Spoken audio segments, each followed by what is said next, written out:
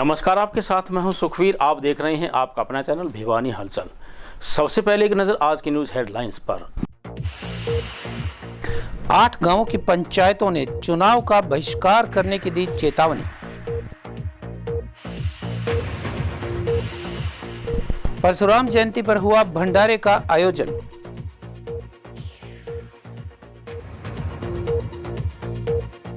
महाराणा प्रताप के त्याग एवं बलिदान को कभी नहीं भुलाया जा सकता, कहा नरेश तंवर ने। अक्षय तृतीया के दिन फीका रहा सराफा बाजार।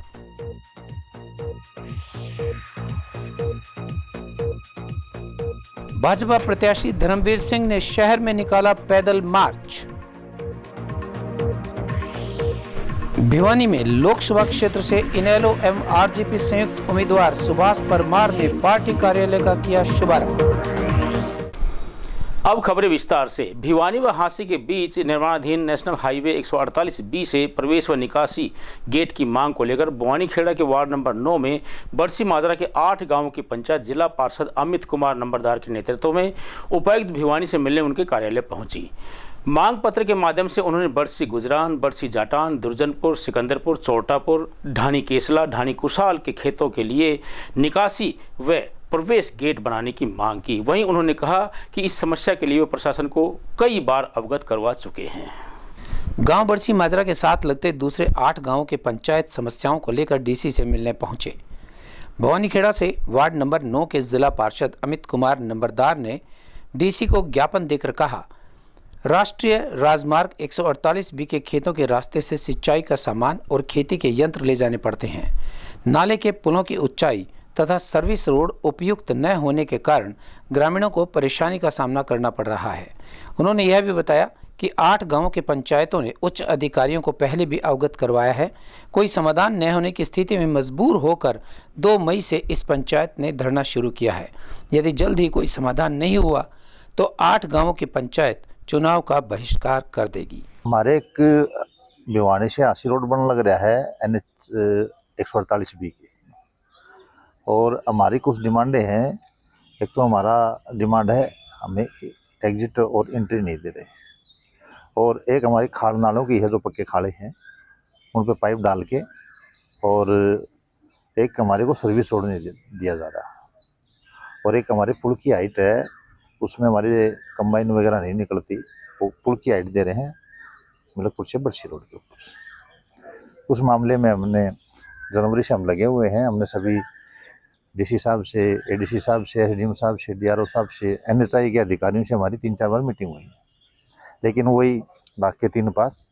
हमारे को सिर्फ आश्वासन दिया जाता है, हमारे को काम पे कोई गौर नहीं है। और उसी संदर्भ में आज हम 8 गाँव के सरपंच जो हमारे बरसी मजरा के अंदर आते हैं, जिनका वहाँ धरना 2 तारीख से चल रहा है हमारे 8 गाँव, उसके ऊपर हमारा बरसी मजरा पड़ता है। बरसी मजरा के अंदर हमारे टोटल 9 गांव हैं, 8 पंचायतें हैं।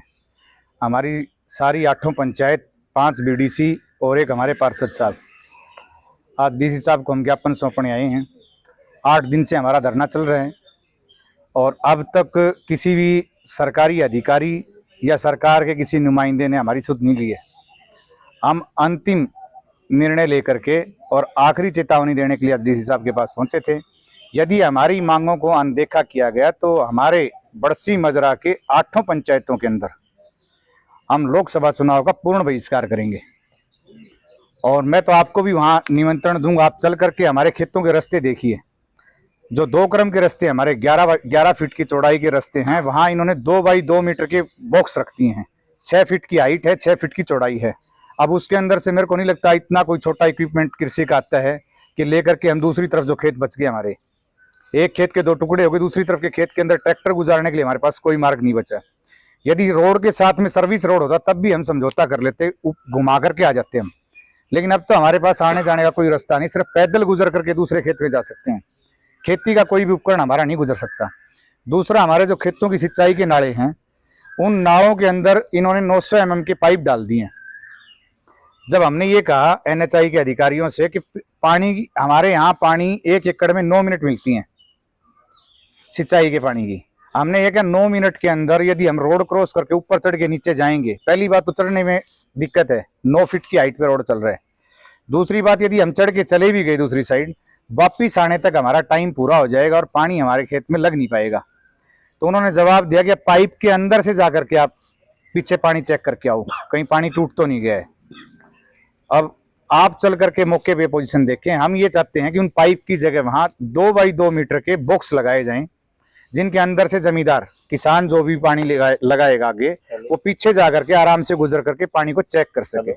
भगवान विष्णु के छठे अवतार भगवान परशुराम की जयंती पर महम गेट पर परशुराम मंदिर में कार्यक्रम का आयोजन किया गया। इस अवसर पर हवन का आयोजन करके भक्तों के द्वारा भिवानी के मुख्य मार्गों से भगवान परशुराम की शोभा यात्रा निकालकर समाज में आपसी भाईचारा बनाए रखने का संदेश दिया गया। वहीं इस अवसर पर मंदिर में प्रसाद वितरण भी किया गया। महम गेट स्थित भगवान परशुराम मंदिर में परशुराम जयंती के उपलक्ष्य पर एक भव्य कार्यक्रम का आयोजन किया गया। भगवान परशुराम के प्रतिमा को इस अवसर पर विशेष तरीके से सजाकर पूजा अर्चना की गई। वहीं इस अवसर पर हवन यज्ञ एवं भंडारे का भी आयोजन किया गया, जिसमें दूर दराज के क्षेत्र से आए अनेक भक्तों ने प्रसाद भी ग्रहण किया। भगवान परशुराम का प्रकटोत्सव दिवस है और हमें पूरी खुशी है और आज हमने प्रसाद वितरण किया है। राम जी का पुजारी हूँ और आज अक्षय तीज है और अक्षय तीज सारे शहर में धूमधाम से मनाई गई और बच्चों ने मंदिर में भगवान परशुराम का हलवे का प्रसाद वितरण किया और बच्चों ने तालियां बजाई और भगवान परशुराम के जयकारे लाए और लोगों में काफ़ी उत्साह देखने को मिला और भगवान परशुराम के मंदिर में काफ़ी भीड़ लगी है और भक्तजन भगवान के दर्शन करने के लिए आ रहे हैं। वीर शिरोमणि महाराणा प्रताप की 484वीं जयंती के उपलक्ष्य में महाराणा प्रताप चौक पर कार्यक्रम का आयोजन किया गया। हरियाणा राजपूत प्रतिनिधि सभा के प्रदेश उपाध्यक्ष ओमवीर सिंह तंवर की अध्यक्षता में आयोजित कार्यक्रम में समाज सेवी नरेश तंवर ने कहा कि दुश्मन भी महाराणा प्रताप के युद्ध कौशल के कायल थे, जिन्होंने मुगल शासक अकबर के घमंड को चकनाचूर कर दिया था। वहीं ओमवीर सिंह तंवर व मान सिंह परमार ने युवाओं से सर्व समाज की भलाई के लिए कार्य करने की अपील की। वीर शिरोमणि महाराणा प्रताप की 484वीं जयंती पर कार्यक्रम का आयोजन किया गया और उन्हें याद किया गया। इस अवसर पर मुख्य वक्ता नरेश तंवर जीएम ने महाराणा प्रताप को याद करते हुए कहा कि दुश्मन भी जिनके युद्ध कौशल के कायल थे, जिन्होंने मुगल शासक अकबर का भी घमंड चूर कर दिया, 30 सालों तक लगातार कोशिश के बाद भी अकबर उन्हें बंदी नहीं बना सका था। वे एक महान पराक्रमी और रणनीति में दक्ष थे। कार्यक्रम की अध्यक्षता कर रहे ओमवीर सिंह तंवर ने युवाओं से आह्वान किया कि वे सर्व समाज की भलाई के लिए कार्य करें, नशाखोरी से दूर रहें तथा समाज में फैली कुरीतियों को दूर करने के लिए मिलकर राष्ट्रहित के लिए कार्य करें। यही महाराणा प्रताप को सच्ची श्रद्धांजलि होगी। इस अवसर पर परमार 84 खाप के पदाधिकारी मान सिंह परमार भी मौजूद रहे। भिवानी के अंदर आशी गेट महाराणा प्रताप चौक पर महाराणा प्रताप को पुष्प अर्पित किए गए। इसमें अपने पूरे भिवानी इलाके के मैन आदमी जो राजपूत जाति से संबंध रखता है और जातियों के भी साथी खड़े हैं, तो सभी ने पुष्प अर्पित किए। मैं तो आज के युग में 2 बातें कहना चाहता हूँ। जिस तरह महाराणा प्रताप ने अपना सब कुछ सर्व न्यौछावर करके पूरे देश की रक्षा की, रक्षा ही नहीं पूरे देश का मान सम्मान रखा, उसी तरह हम चाहते हैं कि शासक जो भी हो वह हर जाति और हर धर्म का मान सम्मान रखे, जिस तरह महाराणा प्रताप रखते थे। महाराणा प्रताप की जयंती मनाने का मुख्य उद्देश्य यही है कि युवाओं के अंदर वो देशभक्ति भरी जाए और साथ में आज सभी युवा प्रण लेंगे कि महाराणा प्रताप के बताए हुए रास्ते, देशभक्ति के रास्ते पर चलेंगे। और महाराणा प्रताप ऐसे शूरवीर थे जिसकी तलवार के सामने अकबर की एक नहीं चलने दी। 20,000 सैनिकों के साथ 80,000 हल्दी घाटी का वो युद्ध हुआ जो 4 घंटे के अंदर महाराणा प्रताप ने समाप्त करके जीत विजय की। अक्षय तृतीया को किए गए मांगलिक कार्यों का कभी क्षय नहीं होता। किसी भी शुभ कार्य को अक्षय तृतीया के दिन निसंकोच किया जा सकता है। इस दिन भगवान विष्णु व माता लक्ष्मी की पूजा करने का विशेष महत्व है। विद्वानों का मानना है कि इस दिन सोना खरीदना भी शुभ होता है। वहीं उनका कहना है कि भगवान परशुराम का जन्म भी अक्षय तृतीया को ही हुआ था। इस बार अक्षय तृतीया पर सर्राफा बाजार महंगाई से प्रभावित रहा। कहते हैं कि आज के दिन त्रेता युग का आरंभ हुआ था। अक्षय तृतीया पर जो भी शुभ कार्य, पूजा पाठ या दान पुण्य किया जाता है वह सब अक्षय हो जाता है। इसके अलावा इस दिन विशेष दान करने का भी विशेष महत्व है और साथ ही साथ पिंड दान भी किया जाता है। अक्षय तृतीया के दिन भगवान विष्णु की पूजा का विधान है। इसी दिन भगवान परशुराम का जन्म भी हुआ था। मान्यता है कि अक्षय तृतीया के दिन सोना खरीदने का विशेष महत्व है। आज के दिन सोना खरीदने का लोगों का प्रयास रहता है। मनीष सराफ ने बताया कि इस बार सराफा बाजार अक्षय तृतीया के दिन मंदी का शिकार है, क्योंकि सोने के भाव निरंतर बढ़ रहे हैं और यह चुनावी समय भी है। इसी कारण सोने की इस बार अपेक्षित खरीदारी नहीं हो पा रही है। और आज व्यापार के हिसाब से तो व्यापार इतना है नहीं, क्योंकि एक तो आजकल लोग फसल में लगे हुए थे निकालने में, फिर अभी तारा डूबा हुआ है। कुछ आजकल इलेक्शन की वजह से लोगों का आना जाना कम होता है, तो व्यापार तो मंदे ही है। में तो बहुत फर्क है, बहुत स्लो है काम। मतलब वो सब लोगों की फसल निकली हो चुकी होती थी और आने जाने में दिक्कत नहीं होती थी, तो लोग आते थे। अभी आजकल आ नहीं रहे हैं, ट्रैवलिंग सब कम से कम करना चाहते हैं आजकल।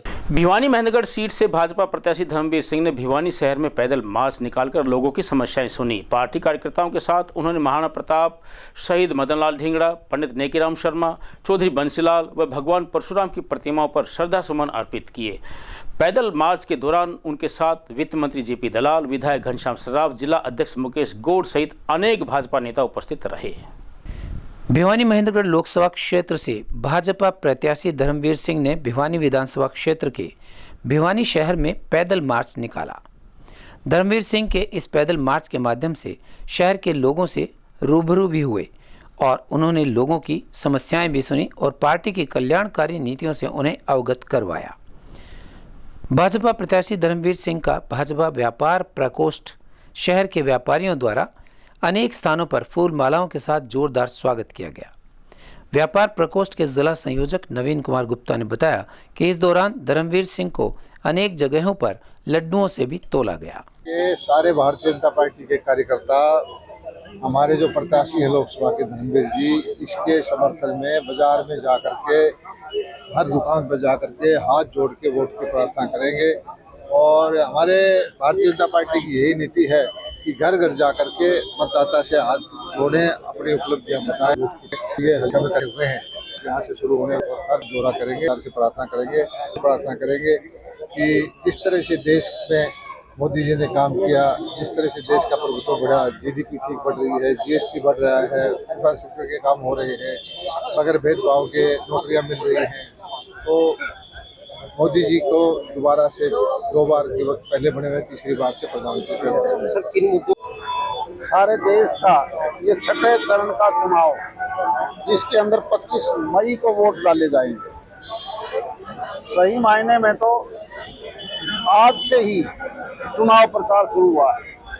इलेक्शन कमीशन की गाइडलाइन के मुताबिक हमारा नॉमिनेशन 29 तारीख से स्टार्ट हुआ, 6 तारीख तक नॉमिनेशन की विड्रॉल का टाइम चला गया, निशान अलॉट हो गए और उसके बाद ये पहला दिन है जिसमें हमने चुनाव प्रचार शुरू करना है। और हम ऐसे ही स्थान पर हमारे महापुरुषों के स्टेचू के ऊपर फूल मालाएं चढ़ाकर, अगर लीगली आप देखोगे तो आज हम चुनाव प्रचार शुरू कर रहे हैं। आज पहला चुनाव प्रचार हम यहीं से पंडित नेकीराम जी शर्मा, जिसको जो बहुत बड़े स्वतंत्रता सेनानी थे, अभी आपके सामने जिस पार्क में हम बैठे हैं, यानी हम हर उन स्वतंत्रता सेनानियों के, ये जो एक रोड है जिसमें महाराणा प्रताप का भी बड़ा स्टेचू है, हमारा यही ओट ढींगड़ा साहब का स्टेचू है, बाबा भीमराव अंबेडकर का स्टेचू है। ये वो स्वतंत्रता सेनानी है जिन्होंने इस देश की आज़ादी में बहुत बड़ी भूमिका न केवल निभाई बल्कि देश को आज़ाद करवाया। इनेलो व आरजेपी के संयुक्त लोकसभा प्रत्याशी सुभाष परमार के चुनावी कार्यालय का आरजेपी के राष्ट्रीय अध्यक्ष शेर सिंह राणा ने उद्घाटन किया। इस अवसर पर आयोजित हवन में नेताओं ने पूर्ण आहुति डाली। इस अवसर पर वीर शिरोमणि महाराणा प्रताप की प्रतिमा पर पुष्प अर्पित कर श्रद्धांजलि दी गई। शेर सिंह राणा ने कहा कि इस चुनाव में सुभाष परमार की निश्चित जीत है। इनेलो एवं आरजेपी के संयुक्त उम्मीदवार सुभाष परमार ने भिवानी में पार्टी कार्यालय का शुभारंभ किया, जिसमें मुख्य अतिथि के रूप में आरजेपी के राष्ट्रीय अध्यक्ष शेर सिंह राणा ने रिबन काटकर पार्टी कार्यालय का उद्घाटन किया।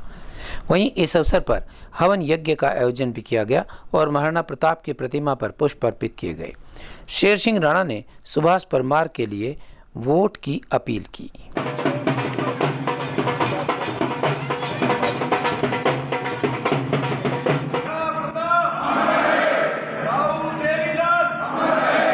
देखिए, आज राष्ट्रवादी जनलोक पार्टी और इंडियन नेशनल लोक दल के साझे उम्मीदवार भाई सुभाष परमार जी का जो चुनाव कार्यालय है उसका उद्घाटन आज किया गया, जिसमें मुझे भी जो है इन्होंने मौका दिया, वरना आज मैं दूसरी जगह व्यस्त था, लेकिन उन्होंने कहा कि आपके हाथ से ही कराना है, तो मैं भी आज यहाँ पे आया हूँ। और इनेलो के जो हमारे साथी हैं, जिनमें बहन इंदू परमार जी हैं और हमारे संजय जी हैं, जो कि संजय नंबरदार जी जो प्रदेश के किसान सेल के उपाध्यक्ष हैं, हमारे अशोक तंवर जी हैं और अशोक धानी माऊ जी हैं।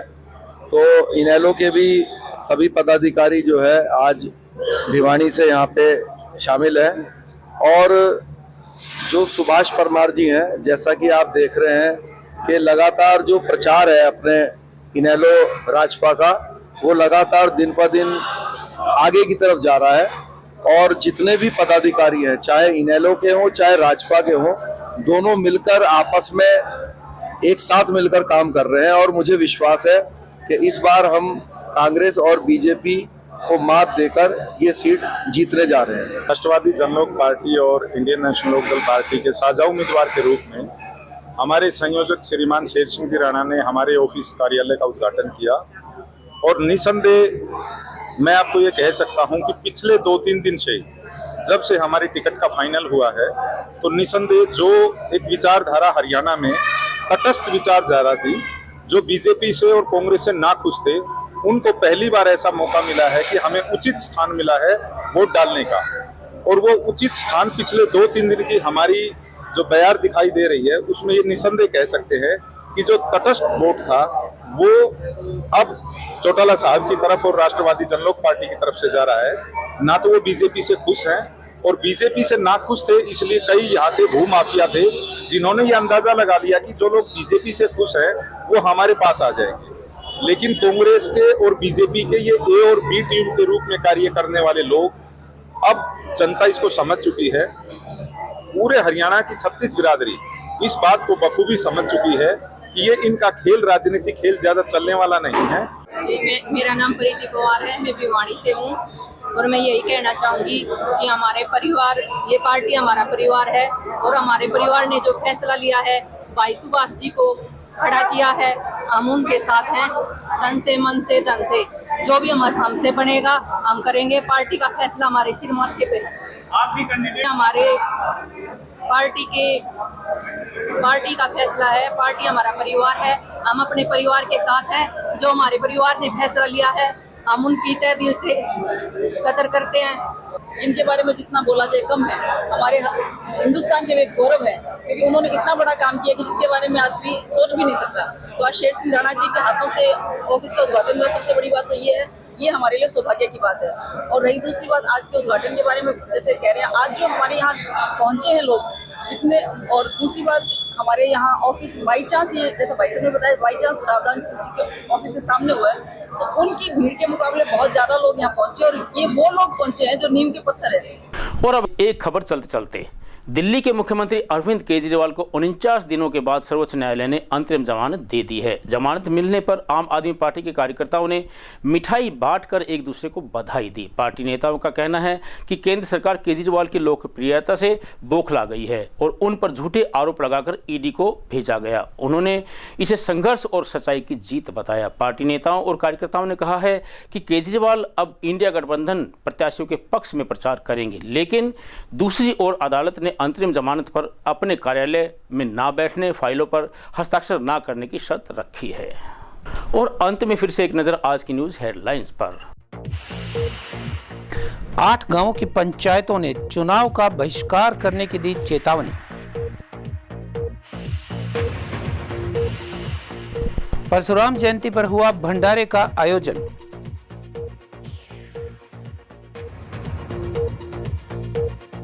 महाराणा प्रताप के त्याग एवं बलिदान को कभी नहीं भुलाया जा सकता, कहा नरेश तंवर ने।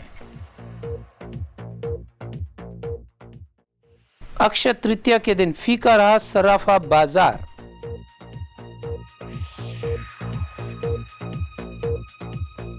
भाजपा प्रत्याशी धर्मवीर सिंह ने शहर में निकाला पैदल मार्च। भिवानी में लोकसभा क्षेत्र से इनेलो एवं आरजेपी संयुक्त उम्मीदवार सुभाष परमार ने पार्टी कार्यालय का किया शुभारंभ। अब मुझे दीजिए इजाजत। देखते रहिए आपका अपना चैनल भिवानी हलचल।